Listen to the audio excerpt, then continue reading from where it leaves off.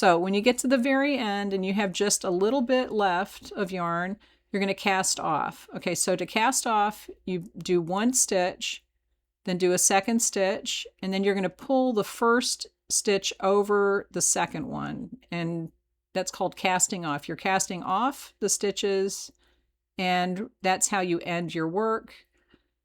Just pull it over, stick that in there, pull that over the second one, and just keep going. And when you're all done, you will have one stitch left, and the fabric will be cast off on that edge, and you will have a neat edge.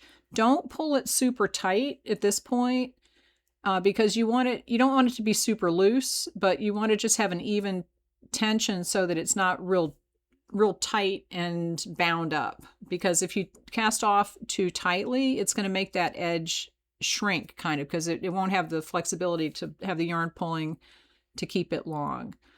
But as you see, I'm just working along here. Now for this, I'm throwing the yarn, like I'm throwing it right there, throw it over the needle. That's the knit stitch. It's the same thing I'm doing when I'm picking the yarn. Just working from front to pick up the yarn from the back. I'm going to throw it over, then pull this off to cast off there. And at some point I switched to doing the